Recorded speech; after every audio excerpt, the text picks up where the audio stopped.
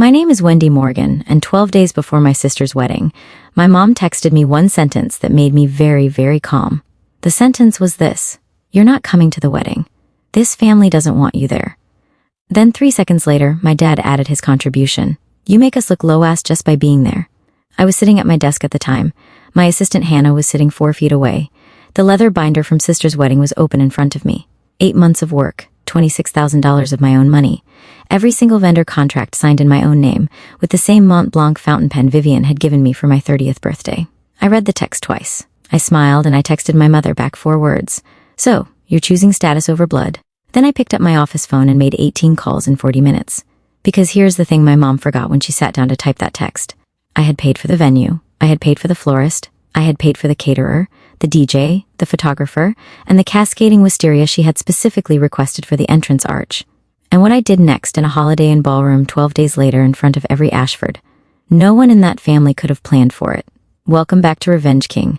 If you have ever been quietly cut out of your own family to keep up appearances with someone they wanted to impress, this one is going to feel familiar.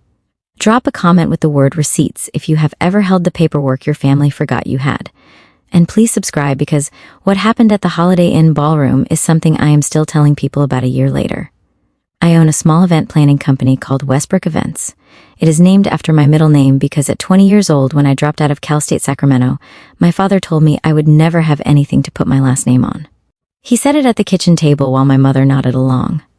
And I remember thinking, fine, I would use a different name then. That was 12 years ago. Westbrook Events has 4 employees now. We do mostly mid-tier weddings and corporate retreats in the Sacramento area. We are not glamorous. We are reliable, and the vendors in this town know my voice on the phone. 8 months before that text, my younger sister Vivian had called me crying. She had just gotten engaged to Trent Ashford, and my mother had immediately taken over the wedding planning. Vivian wanted a small ceremony. My mother wanted a Crest Haven Manor reception with imported orchids. Vivian was overwhelmed, so I made an offer. I would handle every vendor personally. I would use my industry contacts to get prices nobody else could get. I would put everything on my business card and reconcile the receipts with my parents later. It would be my wedding gift to Vivian. She cried again. She hugged me. She said I was the best sister in the world. 8 months of binders, 8 months of weekend tasting menus, 8 months of bringing Vivian fabric swatches at her hair appointments because she could not get away from the salon. Every contract, every deposit, every signed page. The Mont Blanc clicked open, the signature dried, the binder closed. I did not think about whose name was on the contracts until 12 days before the wedding, when my mother told me I was not invited. The text arrived on a Tuesday at 3:47 in the afternoon. I remember the exact time because I was on a call with the rental linen company about napkin counts. My phone buzzed. I glanced down. I saw the preview from my mother. I excused myself from the call. I told the linen company I would call back in 10 minutes. I would not, but I said it. I read the first text. Then I read the second one from my father. Then I read both of them again, just to make sure I had not invented it. "You're not coming to the wedding. This family doesn't want you there. You make us look low class just by being there." I felt nothing for about 4 seconds. Then I felt something very specific. Not anger, not sadness. Something colder and clearer. Like when a sink stops dripping and you suddenly notice how quiet a kitchen can be. Hannah looked up from her monitor. She is 27 years old, and she has been with me 4 years. She can read my face in ways my own family never bothered to. "What's happening?"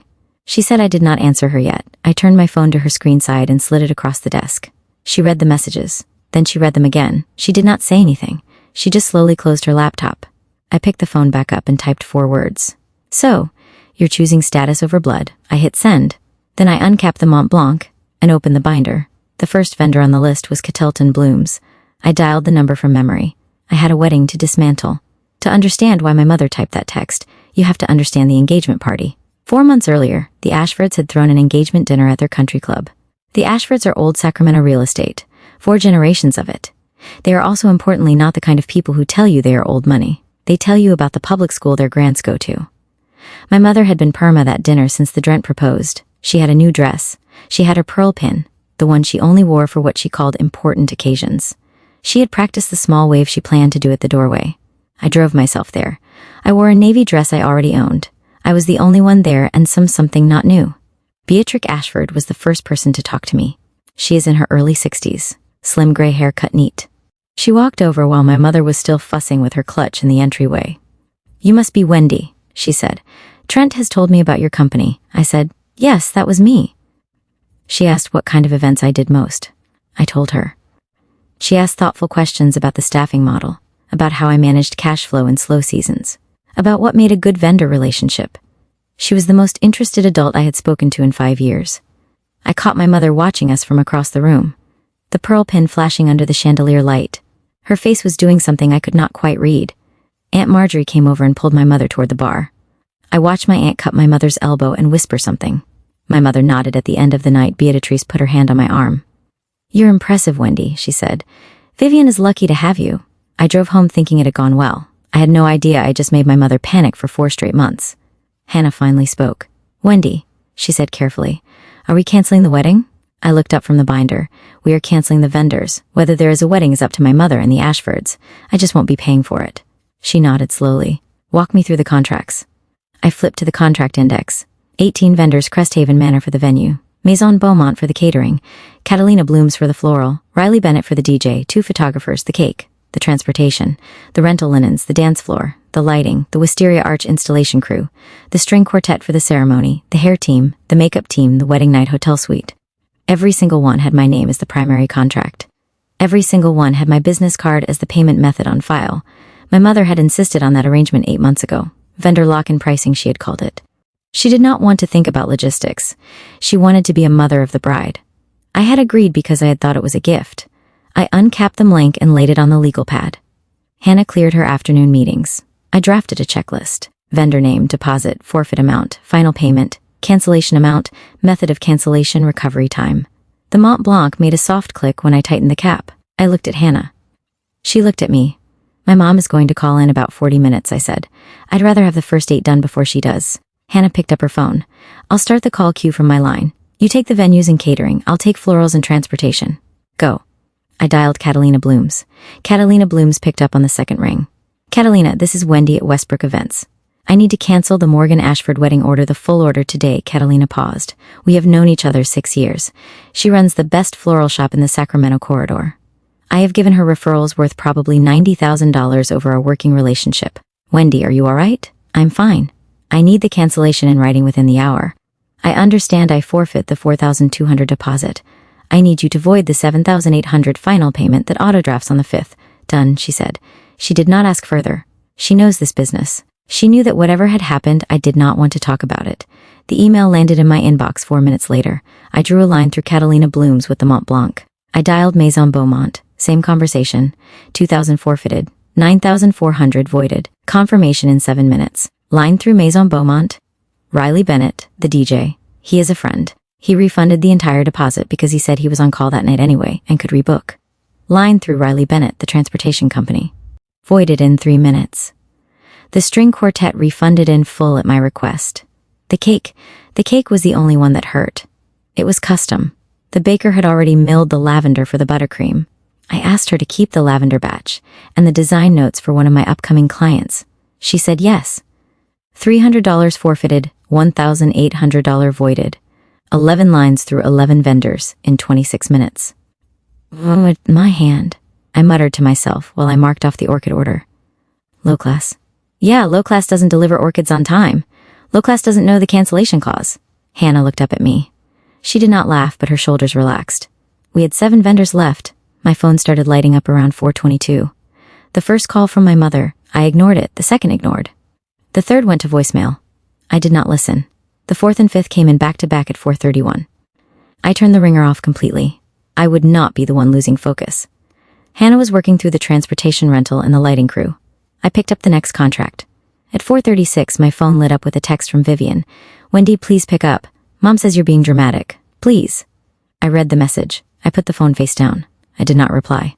Hannah looked at me. Vivian, I confirmed. "Mom told her I'm being dramatic." "What did the text say?" "Mom probably hasn't told her what she actually wrote. She told Vivian I'm having some kind of meltdown." Hannah nodded. She did not push it.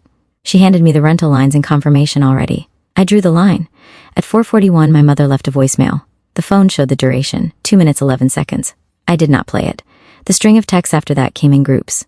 From my mother, from Aunt Marjorie, from my father. Finally, at 453, "Wendy, your mother is upset. Call her back." I did not call him back. I did not call her back. I had Cresthaven Manor to cancel, and I wanted to do that one in person. I checked the binder. The venue contract was at the front, $18,000 in and final payment. Scheduled to auto-draft Friday morning, $4,000 deposit forfeit on cancellation. I picked up the phone and dialed the direct line to Eric, the venue manager at Cresthaven. I had $18,000 to pull back from the brink. Eric picked up on the first ring. He always does. Wendy, tell me good news. Eric, I'm canceling the Morgan Ashford wedding. Full cancellation tonight. He was quiet for 2 seconds. Then he said, Wendy, the deposit is $4,000. The final 18 is set to draft Friday. You're losing the $4,000 on cancellation, but I can stop the 18 if you confirm in the next 30 minutes. Confirm. Refund the 18 to the card on file. I want the cancellation email tonight. He took a breath. Are you sure? I'm sure. Wendy, you realize what this means for them? We are 11 days out. I realize, Eric, they have 11 days. I have a checkbook with 3 blank weeks of capacity. Send the email. He sent it 16 minutes later. Subject line Cresthaven Manor. Cancellation confirmation. Refund of $18,000. Process to Westbrook Events business card. I drew the line through Cresthaven with a Mont Blanc. I would handle them in the morning. I looked out the window. Sacramento on a Tuesday in early September. The light was the color of weak tea. Hannah looked over at me. How are you feeling? I thought about it for a second like I just paid the cheapest therapy bill of my life. I said, and listen, I want to say something to you right now. If you are still watching at the 4-minute mark, because somebody out there is doing the math on what I just did, somebody is thinking, why did she lose $4,000 to a venue she could have used? Let me tell you what I learned at 22. The year my father told me my last name was not worth the tuition. Losing $4,000 to walk away from people who told you make them look low class is the cheapest therapy money can buy. If you have ever signed a check just to free yourself, drop the words cheapest therapy in the comments and subscribe because the holiday in part is coming and I am not skipping any of it. My mother showed up at my office at 6:04. I had told Hannah to go home at 5:45. She had not wanted to leave. I had insisted. There was no reason for her to be there for what was coming. The front bell jingled. My mother walked in. Pearl pin, careful makeup, the dress she wears when she wants to look like she means business. I did not stand up. I did not close the binder. I did not put the Emlan away. Hi, Mom. Wendy, this has gone on long enough. She tried warmth first. Honey, sit and talk to me. I am sitting. She tried cold. You have embarrassed your family. You have embarrassed yourself. Have I? She tried tears, real-looking ones. She is good at them when she needs them. I did not move. Mom, every vendor I contracted for Vivian's wedding has been informed today. 8 of them have already confirmed cancellation in writing. The remaining 10 will be done by tomorrow morning. The Cresthaven Manor venue has released the date. The Ashfords no longer have a reception location. The blood left her face in 2 waves, first around the mouth, then around the eyes. You're lying. I am not lying. Eric at Cresthaven sent the cancellation emails ago. You can call him yourself. She tried to speak. Nothing came out. I tilted my head. I mean, I would understand if you'd rather not call because, low-ass people don't usually have a personal line to luxury venue managers. So, I'm not sure why you would want to call Eric. Her eyes closed just for a second. I added almost gentle. But low-ass people apparently don't get invited to weddings, so I'm not sure why you're here at all. She left without saying another word. I watched my mother through the office window after she left. She got to her car. She stood in the parking lot for 30 seconds. Then she yanked her phone out of her purse and started dialing. I could not hear her, but I could see her shoulders. I could see the way she paced. I could see the way she gestured with her left hand. The pearl pin caught the parking lot lamp. I knew exactly who was on the other end of that phone call. Aunt Marjorie. Marjorie is my mother's older sister, 55, divorced twice, never recovered financially or socially from either. She lives in a condo my mother helped her get into. She breathes my mother's social calendar. They have a particular tone when they talk to each other. Loud, fast, almost competitive. By 7 that night, my cousin Leia had sent me a text. Wendy, what is happening? Mom is at Aunt Cordelia's house with a bottle of wine and they're calling vendors. Leia is 26, Marjorie's daughter. She has never quite been on her mother's wavelength. We are not close exactly, but we are friendly. They're calling vendors, I typed back. What do you mean? They're trying to threaten them. Like telling them they'll get bad reviews if they don't honor the original contracts. I laughed out loud in my empty office.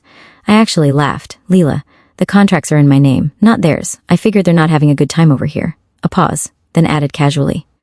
Have you seen the family chat lately? I read the line twice. What family chat? Oh, Leia wrote. Oh, Wendy, the group with Mom, and your dad. They've been planning to ease you out for like 2 years. I sat very still. I asked her to tell me everything. Vivian rang my doorbell at 10:03 that night. I had been home for an hour. I had not made dinner. I had been sitting on my couch with the blank in my hand and Laya's last text on my screen. I opened the door. Vivian's mascara was halfway her face. "Wendy, why are you doing this?" I stepped aside. She came in. She sat down on my hallway floor without taking her coat off, which is something I had not seen her do since she was 11. I sat across from her. The hallway is narrow. We could have touched knees if we tried. "Vivian, did you know Mom texted me and called me low class?" She didn't mean Vivian. She didn't Vivian. She typed the words.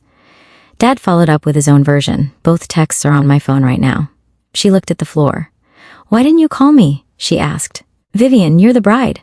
I wasn't going to call you 11 days before your wedding crying about Mom. I was going to handle it the way I handle everything.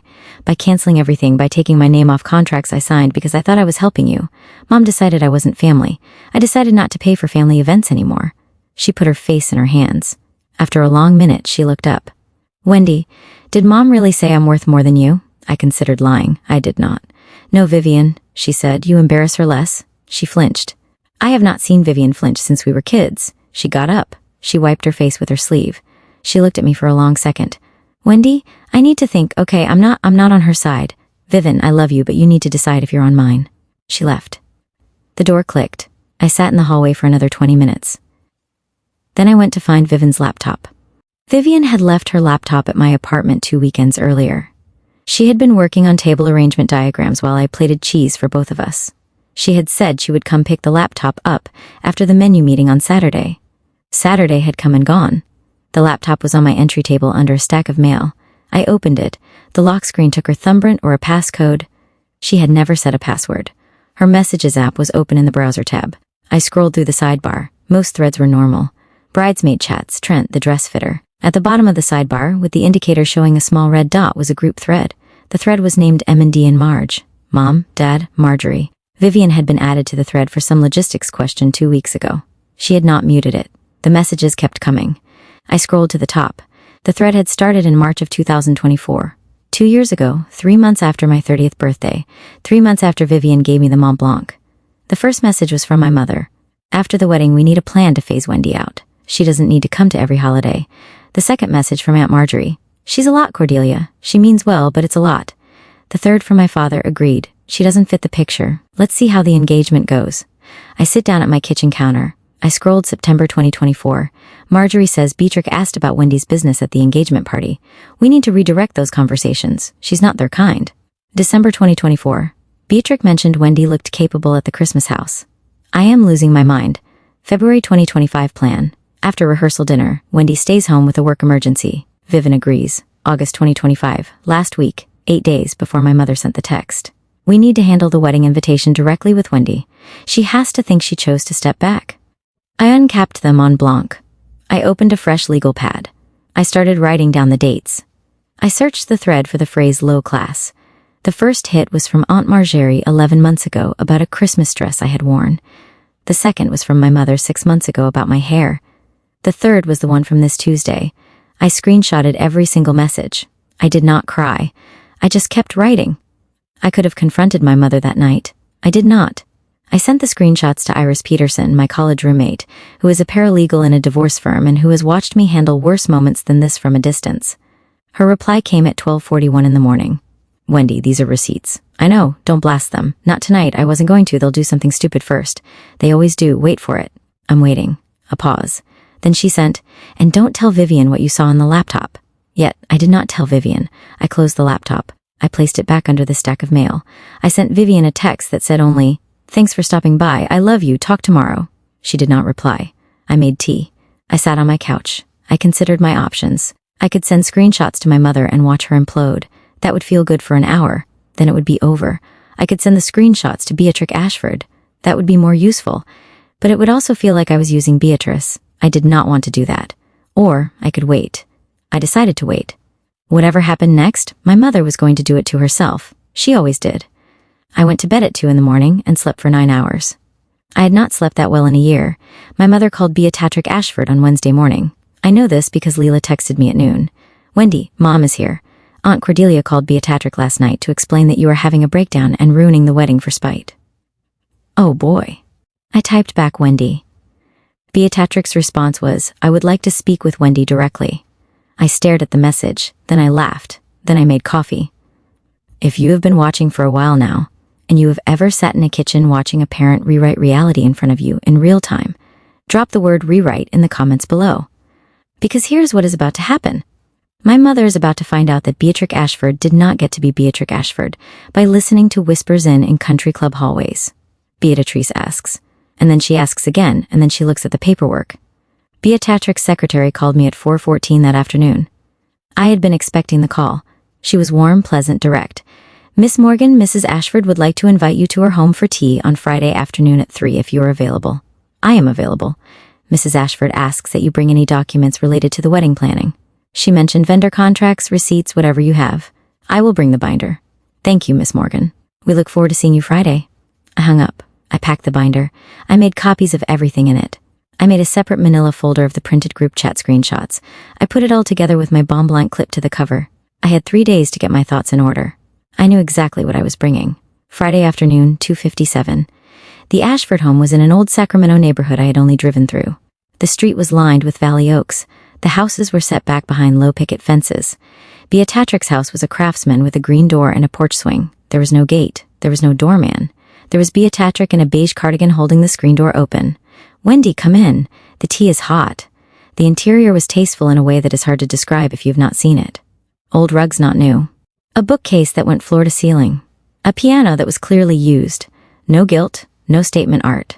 A black and white photograph of a man in mechanic's overalls hung above the fireplace. She poured the tea herself. Earl Grey. Real porcelain cups. No cookies on a tray. Just the tea. Wendy, what is happening? I placed 3 sheets of paper on the small table between us. The first sheet was the master list of canceled vendors with dollar amounts. The second sheet was the original Cresthaven contract with my signature and Westbrook Events as the contract. The third sheet was the bank statement showing $26,000 and change paid out over 8 months from my business account to my mother's wedding vision. Beatrix put on a pair of reading glasses I had not noticed. She read each sheet slowly. She did not skim. She read. After about 3 minutes, she looked up. Your mother told my husband at the engagement dinner that your business was, and I am quoting a side hobby Wendy does on weekends. I employ 4 people. We did 6-figure events last year, 2 corporate retreats and 11 weddings. Haven gave us a vendor account discount because I have done 6 events at their facility. Beatrice tapped the bank statement and the $26,000. My money, my business card, Vivian asked me. I offered. I thought it was a gift. Beatrice was silent for a long moment. Why would she tell us your business was a side hobby? Because she's worried you will find out my business is more solid than my dad's investment portfolio. Beatrice did not react dramatically. She just nodded once. Then she said, Vivian's wedding is in 8 days. What would you like to happen, Wendy? I had thought about this question for 3 days. I would like the wedding to happen, Mrs. Asher. Beatrice, I would like Vivian and Trent to have their day. I'm not the wedding. My mother did when she told me I make her look low class. I would just like the Ashfords to know who actually paid for the parts that did exist. Beatrice took her glasses off. And do you want to be there? If you invite me, yes. Not if my parents invite me. They told me I am not welcome. She did not pause. Consider yourself invited. By me personally, she stood up. She walked to a small writing desk against the wall. She opened a drawer. She pulled out a fresh place card. She picked up a slim silver pen. The pen she used had the same weight in her hand as my Mont Blanc has in mine. I noticed it before I understood I had noticed it. She wrote my name in calligraphy. Wendy Morgan. Then under it, Ashford Table. She handed the card to me. Wendy, I have one more question and then we can stop. Did your mother tell you specifically that you make her look low class? She typed it. So did my father. I have the screenshots. May I see them? I opened the manila folder. I handed her the printed group chat screenshots. All of them. She read for 9 minutes. She did not speak. When she finished, she folded the screenshots and put them on the writing desk. Wendy, I will see you next Saturday. She walked me to the door. She did not say goodbye. She squeezed my hand once. The grip was steady and warm. I drove home with the place card on the passenger seat. My mother and father spent the next 4 days trying to find a replacement venue. Leia kept me informed. They called Cresthaven and tried to UNC. Eric was polite. He told them the date had been released to a corporate retreat. He told them this in the voice of a person who had been briefed. They called the Sterling Hotel. Booked through the season. They called the Hyatt. Booked. They called the Vineyard at Full Sam. Booked. The summer wedding season in Sacramento books 8 months out. There were no luxury venues available on 11 days' notice. By Thursday morning, they had settled on the Holiday Inn near the airport. Conference ballroom, fluorescent lighting, drop sailing tiles, a buffet contract app because the Holiday Inn did not do plated dinners.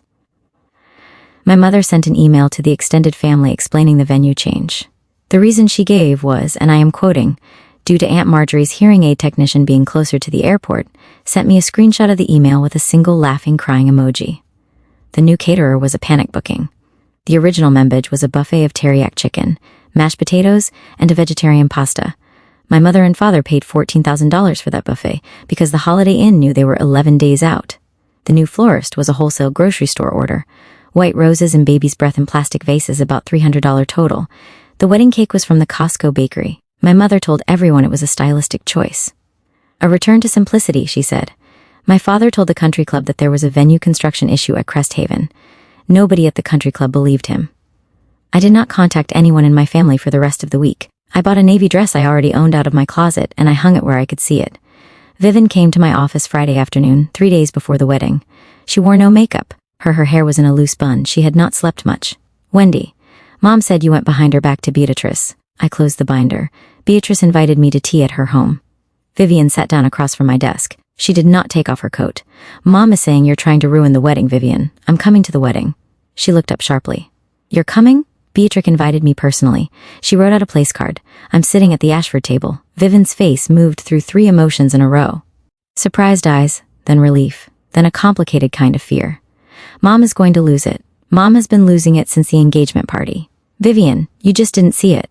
I didn't see it either until this week. What do you mean? I considered telling her about the group chat. I decided not to. Not yet.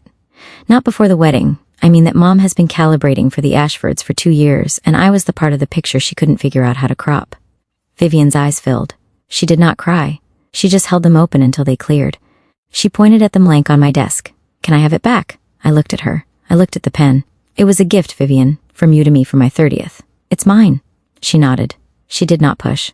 She did not argue. She just looked at the pen for a long second, the way you might look at something you almost broke and then realized you did not get to break. Wendy, I love you. I love you too. She left. I uncapped the Mont Blanc. I signed 3 contracts that afternoon. The day before the wedding, I did very little. I went to the office in the morning. I signed paperwork for a new corporate retreat client. I had coffee for Hannah. I told her she did not need to come in on Saturday. She would be at her sister's barbecue. Good. I went home at 3. I washed the navy dress. I steamed it. I laid it across my bed. I tried on a small pair of earrings, not pearl plain silver studs. I sat on the edge of my bed and looked at the dress for a long time. Hannah texted at 6. You okay tomorrow? Best I've been in a year, I typed back. She sent a heart. Iris messaged at 7. She had stopped by my apartment that afternoon and dropped off a sealed envelope at my door. Inside the envelope were 2 cleaned copies of the group chat screenshots with a sticky note. The sticky note said, in case you need them, I'm rooting for you. I slid the envelope into my clutch. I made dinner. I ate alone. I watched the light leave the kitchen. At 9, I thought to myself very clearly in the dark of my own apartment, the only person who heard it being me. Low class doesn't pay deposits. I do. I slept 8 hours. The Holiday Inn near the airport, Saturday, 4:07 in the afternoon. I parked my car in a regular hotel guest spot. I walked up the sloped concrete entrance. There were 2 columns of beige stone on either side of the lobby doors. They were trying very hard to look like a venue and not a roadside hotel. The lobby had the smell of fluorescent carpet cleaner. A sign on an easel said Morgan Ashford Wedding Ballroom B. The font was the holiday and corporate font. There was a directional arrow. I followed the arrow. The hallway carpet was diamond patterned. The drop ceiling tiles had brown water stains in 2 places. Someone had set up a little floral arrangement at the entrance to Ballroom B, white roses, baby's breath, grocery store quality. My mother was standing at the door. She wore the same dress she had worn to the engagement party, the pearl pin, heels. She was greeting cousins. She had her social face on. She saw me coming down the hallway. She froze mid-handshake with my cousin Brett. Her hand went rigid in his. Brett looked confused. My father, who was 3 feet behind her, turned around when he saw her freeze. He turned a shade of gray I had never seen on a living human. Aunt Marjorie, who was standing near the gift table, said audibly across the hallway, "What is she doing here?" I kept walking. I did not look at any of them. A small voice at my elbow said, "Wendy, it was Beatrice." She had walked out of the ballroom to meet me. She was in a soft gray dress. She tucked her arm through mine in a way that was unmistakable. "Cordelia, Wendy is sitting with us at the Ashford table." "I hope that is not a problem." My mother opened her mouth. She closed it. She opened it again. "Of course," she said. The 2 syllables were brittle. Beatrice did not wait for further response. She walked me past my mother into the ballroom. She squeezed my arm as we crossed the threshold. The ceremony was at 4:30. The ballroom had been split with a temporary partition. Chairs on one side for the ceremony, buffet stations on the other side covered with cloths. The chairs were standard hotel issue. They had been wrapped in white covers with cheap sashes. The sashes were tied unevenly. Vivian came down the makeshift aisle in her dress. The dress at least was beautiful. She had paid for that herself. Trent waited at the front. He looked steady. He looked at her the right way. Whatever else was happening in this family, he was the right person for her. I sat at the Ashford table near the front. Beatrice on my right. Gerald Ashford, Trent's father, on my left. Gerald is 64. Quiet, the kind of man who watches more than he talks. The officiant did the standard ceremony. Vivian read her vows. Trent read his. They exchanged rings. It took 30 minutes. My mother kept turning her head to look at me. My father's jaw was locked the entire time. When the officiant said, "You may kiss the bride," I clapped because it was Vivian and she was getting married and she had been my baby sister. Vivian's eyes met mine across the room. She did not look away. She smiled at me, a small one, but it was real. The partition was wheeled back. The room was reconfigured for the cocktail hour. The buffet stations were uncovered. The fluorescent lights buzzed overhead. The ceremony was fine. The reception was where everything broke. 6:08 in the evening, cocktail hour. The bar was a portable hotel bar. The bartender wore a Holiday Inn polo. The signature cocktail my mother had originally planned, a lavender French 75, had been replaced by a generic Chardonnay and a tray of Coors Light bottles. I stood near the bar with a glass of water. My mother came across the ballroom toward me. Her heels clicked aggressively on the temporary dance floor. She did not stop until she was 8 in from my face.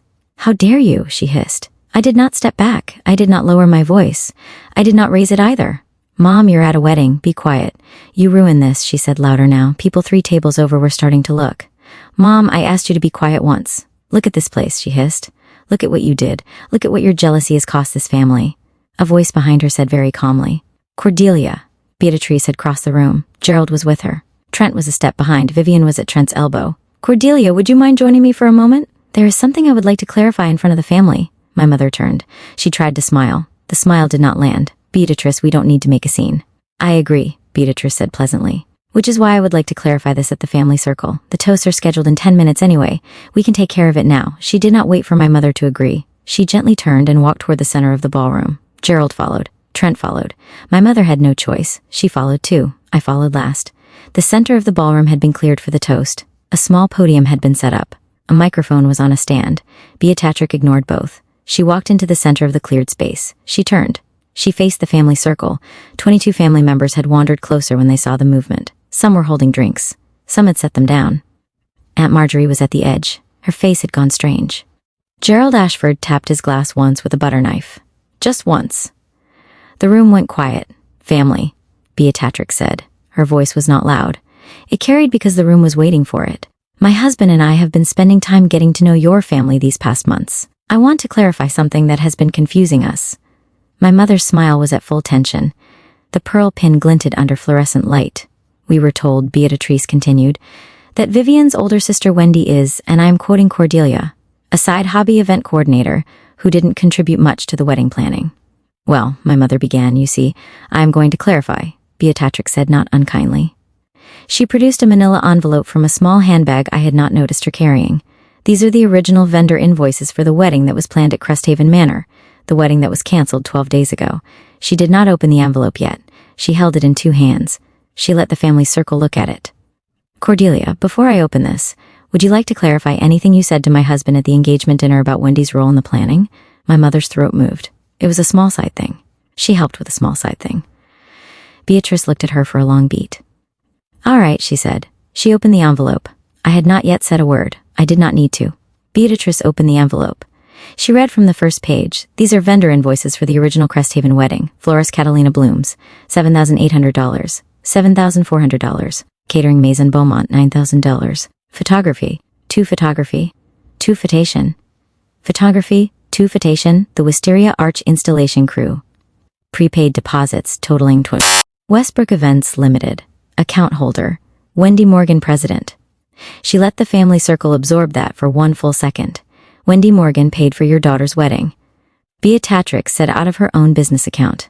Over 8 months, $26,000 of her own money. My father had gone the color of paste. Aunt Marjorie was clutching her purse with both hands. Beatrice turned another page. "This is a family group chat dated July of this year. Beatrice can't see Wendy. She'll see I came from rough stock."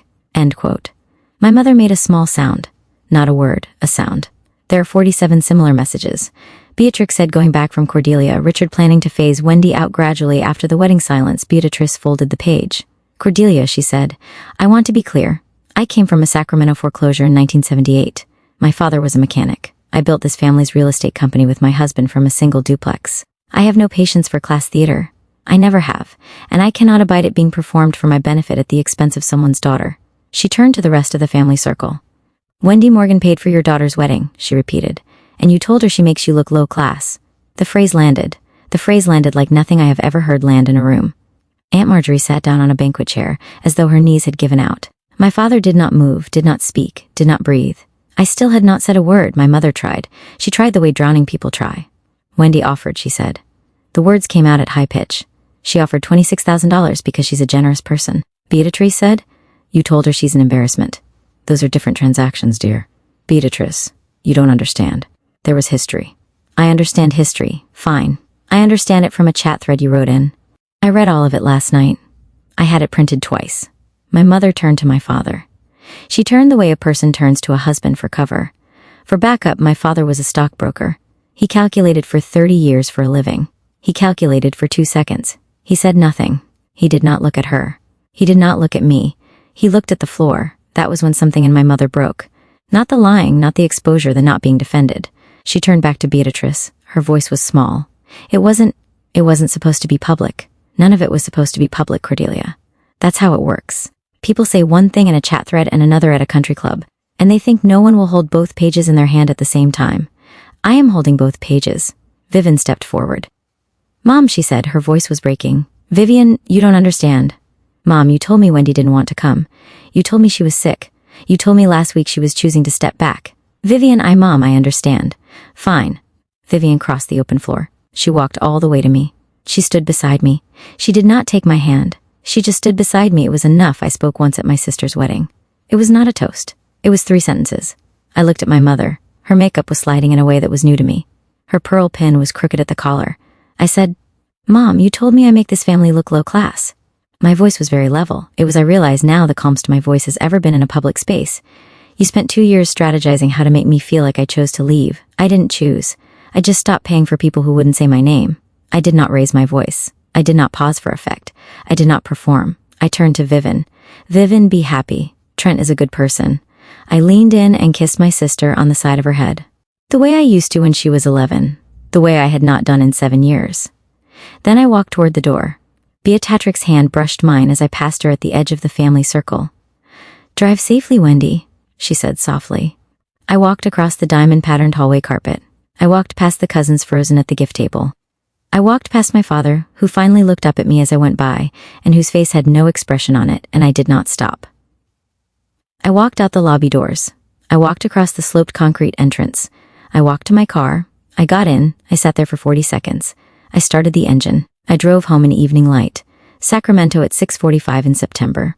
Pink sky over the Valley Oaks. I did not cry until I got into my own driveway. Then I cried for about 10 minutes. Then I made tea. I was home by 8. My phone had been on silent in my clutch. I took it out. 23 texts, 8 missed calls. I scrolled through Hannah at 652. Iris texted me. Are you okay? Iris at 76. Beatrix was a queen. I love her. Are you okay? Lil 710 says, I am crying. You were perfect. Aunt Marjorie left 10 minutes after you did. They are saying nothing. 2 of the original Cresthaven vendors had heard through the industry grapevine. Eric at Cresthaven sent, Whatever happened tonight, your account is in good standing always. I did not open my mother's voicemails. I did not respond to my father's 2 texts. I made tea. I sat on my couch. I watched the steam. On Tuesday, 3 days later, a small cream-colored envelope arrived in my mailbox. Beatrix's handwriting, a short note. Wendy, thank you for what you did and for what you did not do. I would like to have you to tea quarterly going forward. Beatrice. It was signed in the same silver pen ink as my place card. I put the note on my refrigerator. On Sunday afternoon, Vivian had texted, I am so sorry. I see it now. I had replied, I love you, I need a while. She had replied, take as long as you need. I had sat down the phone and I had not opened my social media for 2 days. That was enough. 6 months later, Westbrook Events had booked 3 weddings through the Ashford Connection Network. Beatrice never said she was sending people my way. She did not need to say it. People talk. I reinvested the recovered $18,000 into a second coordinator hire. Her name is Prisha. She is 24 and she is sharper than I was at her age. The $4,200 I lost to the Catalina Blooms deposit came back to me through a new corporate retreat client within 2 months. My mother had called once in October. I did not pick up. She left no message. My father had sent a holiday card in December. I mailed it back unopened. Aunt Marjorie was quietly dropped from the country club Christmas list. I heard about it from Laya over coffee. Vivian and I had been meeting for coffee once a month since November. Slow neutral. Trent came twice. He is a good person. He apologized for what he did not see. I told him I did not blame him. Beatrice and I had tea quarterly as promised. We talked about business mostly. Occasionally we talked about Vivian. We did not talk about my mother. I still use the Mont Blanc. I had signed 47 new contracts with it since the wedding. The pen lived on my desk next to the leather binder of every event I have ever planned. Status doesn't pay deposits. I do, but not for people who won't say my name. If you have been with me until now, here's what I learned. The people who tell you make them look low class are usually telling you what they are most afraid you will find out about them. My mother had spent 30 years climbing a social ladder that Beatrice Ashford had never even seen. My mother had built her sense of self on rungs other people had nailed to the wall. When I started to look capable, when I started to look like I might be more solid than her own structure, I became the threat. I had to be moved out of the picture gently before anyone Beatrix's height noticed me. She did not move me out of the picture. I moved myself. That is the difference. That is my story. If you have ever held the receipts your family forgot you had, keep them quietly. Some people need to be paid in mirrors. Drop a comment with the word receipts. Hit subscribe and I will see you in the next.